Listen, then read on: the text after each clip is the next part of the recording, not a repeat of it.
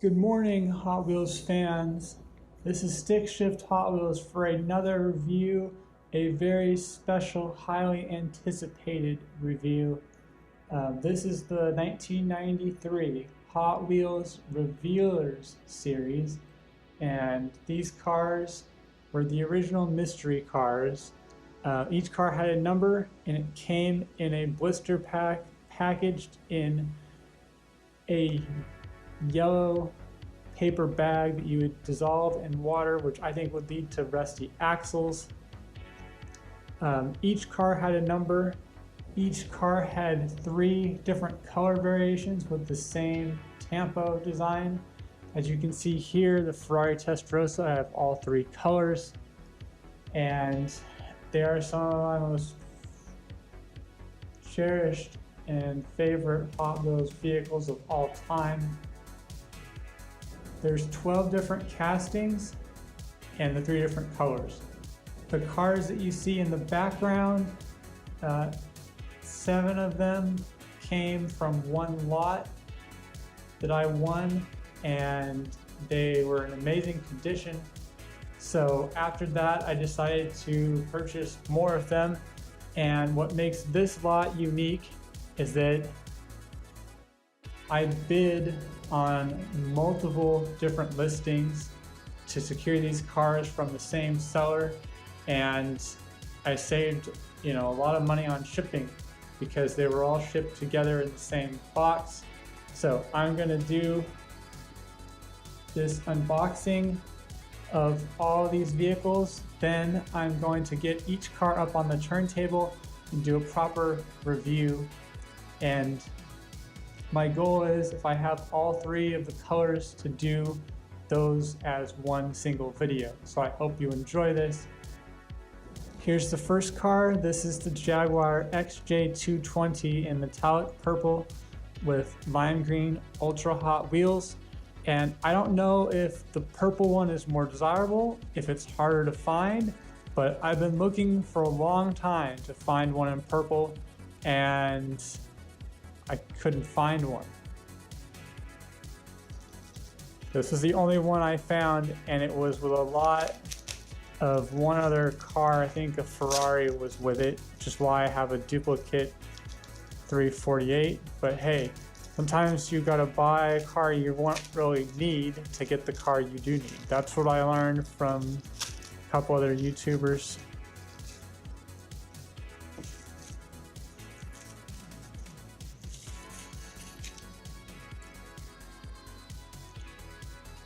There's one chip on it.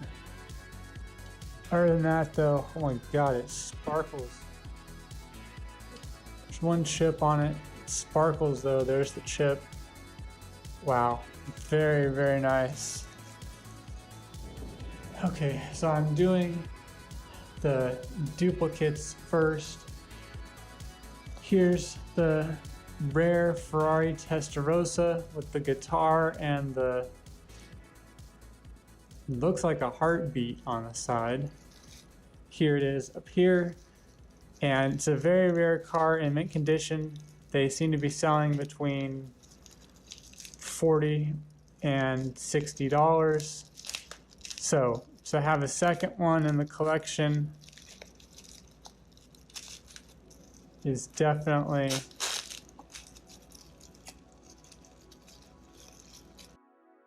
a welcome rarity.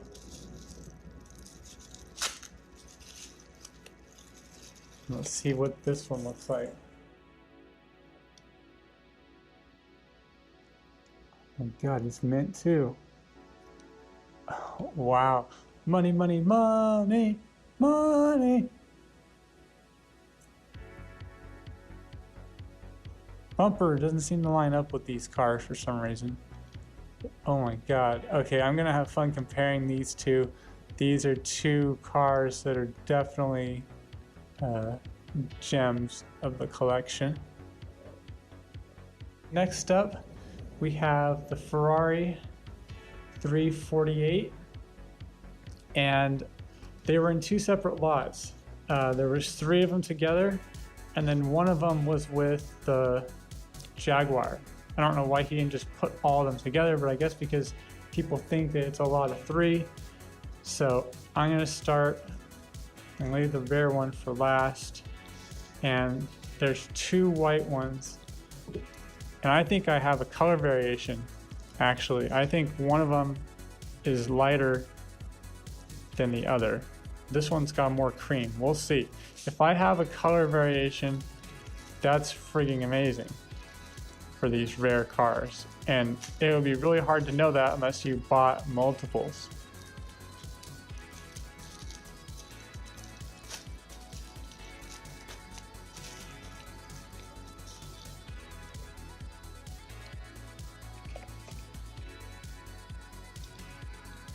Oh yes, it's friggin' mint.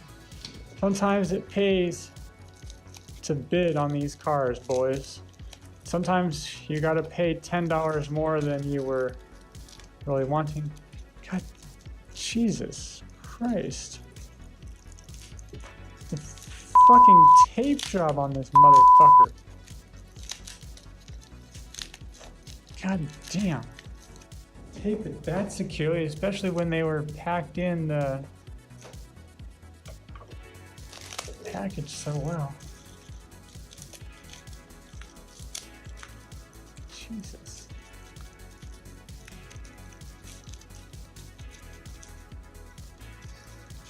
Trying to not wreck tampos.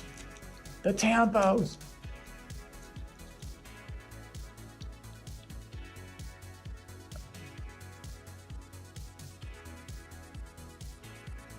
This one's got something on the windshield. And oh God, there's a freaking chip on it. That's okay. So, color-wise,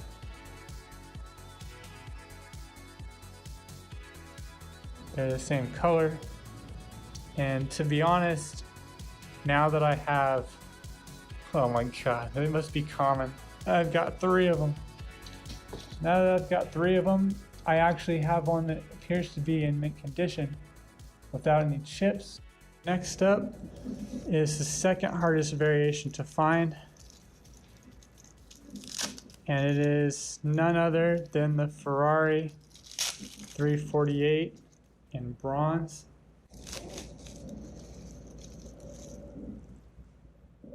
Oh yes. That is definitely bronze. Mint condition.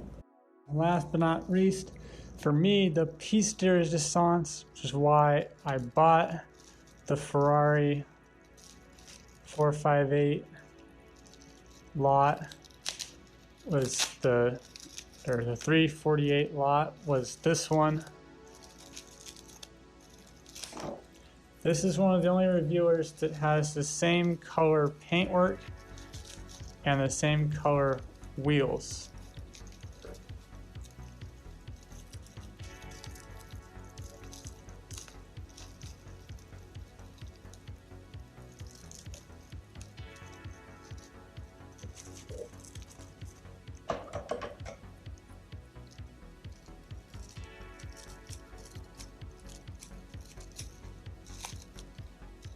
That looks great.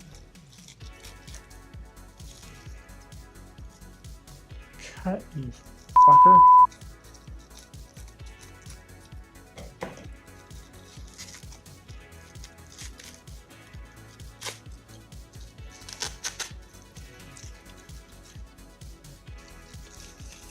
Holy shit.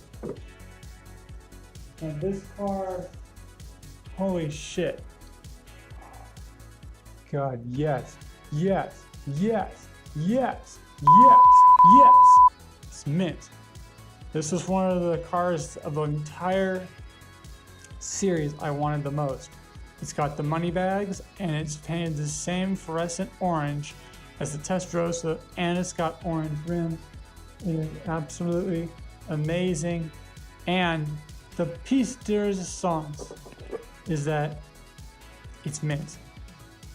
Mother effing mint, baby. And it's got an orange and red interior. This car alone It's probably a $40 car, maybe more, especially now that I see that it's mint. Axle's bent just ever so slightly there, but it's not a huge deal. Oh, can you see how gorgeous these two look together? It's like they were a match made in heaven. Hot Wheels heaven. Oh yeah. Oh man, what an amazing find. Okay, the last two lots that I purchased, I didn't purchase everything from the seller. Sadly, there was a couple of lots that were in mint condition that some other collector was able to snap up for me. This one is a controversial lot because it's a Mercedes-Benz 300 SL, and many people dislike the tampos on this car. They think it's stupid, they think it's childish, they think it's ridiculous. They're like, what the bloody hell is this? And I think it's a cross between ancient hieroglyphics and some other symbols. So we'll see. I'm gonna rearrange them from what I think, just looking around to see what people are selling. Common, uncommon. As you can see, the common cars are the ones that are less fluorescent, it seems, and the fluorescent ones are the harder to find cars, which is kind of cool. Now, this Mercedes, there was a fair amount of these for sale, but almost all of them were not in good condition. They were chipped up, and honestly, I didn't find hardly anyone that was selling the fluorescent yellow one. So I knew I pretty much had to purchase this car for a little bit more money than I was really maybe wanting if I absolutely needed to. It was definitely a bidding war. Holy shit! It's mint, baby! Oh, yeah, okay, there's one little chip there, but I mean, otherwise, and the window's a little cloudy, but my God, it's mint, and it has painted bumpers, so it could be totally chipped up. So on the side here, we have the iconic sun and a barking dog and a horse. On the top, we have some kind of a circle with some weird lines. On the other side, it's the same thing, and it features fluorescent pink ultra hot wheels. But what's nice about the 300 SEL is that it has all the same size wheels, and all the other cars from the series so far that I have has a large rear wheel. So the proportions of this are perfect. All right, next up is the Mercedes 300 SEL in metallic silver. Snip, snip. Note to self, when you use 2 pieces of bubble wrap, tape these up, makes it a real bitch. I mean, thank you for, preserving these cars, but God damn, this is taking forever. Slip her out. That's what she said.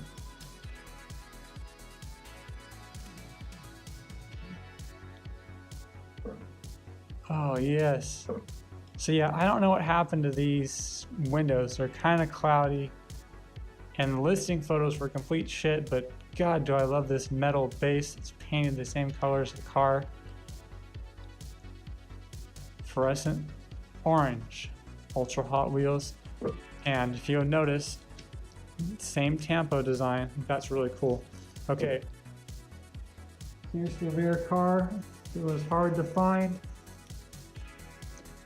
I don't even think I saw any other listings with this car even in it.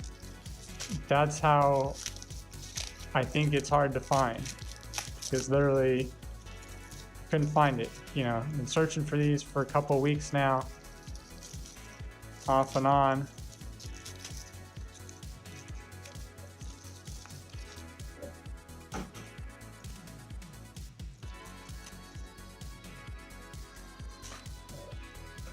Easy does it.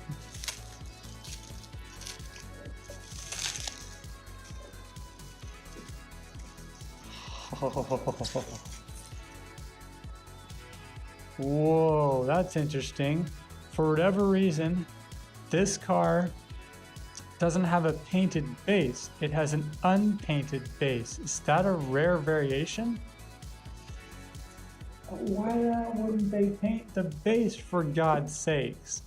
But then again, I think this car did come with an option to have the bottom half painted silver and the other half to be like graphite in real life, so maybe that's why.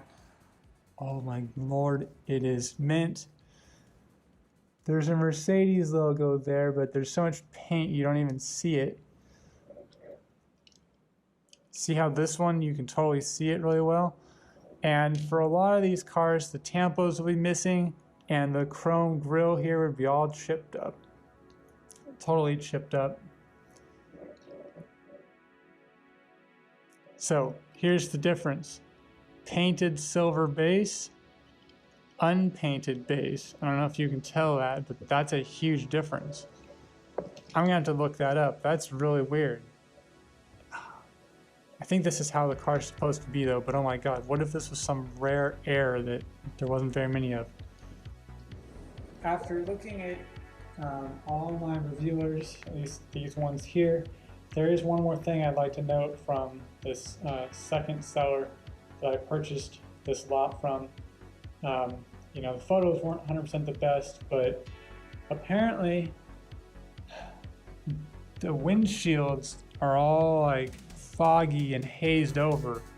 So I don't know where he put these cars. I don't know how they got so scratched up where the paintwork is still mint, but here's a car from the other lot buyer that this one has a chip on it. But look at how much nicer, clear the windows are. Case in point, other seller, this seller, and it's definitely got some scratches all over it. This one doesn't have any scratches at all. Now, the window clarity is something that, I don't know, you couldn't really tell in the listing. Other seller, him. It's all clouded up. So I'm a little disappointed that now that I see that, but once you get the cars in the case, you won't be able to tell as much. But that's something that you just kind of have to live with, I guess. I don't know if there's a way to polish up plastic windows, like using that Plexix that you use on car headlights and stuff. I don't even know how you'd attempt it. These windows are so small. But it's hard to know that when you're looking at these listings, and you know, I bid on all these cars, so you know, it's just, I don't know, you just don't know sometimes. You know, sometimes the photographs are so shitty that you're like, well, is it a crappy photograph? Is it a crappy car?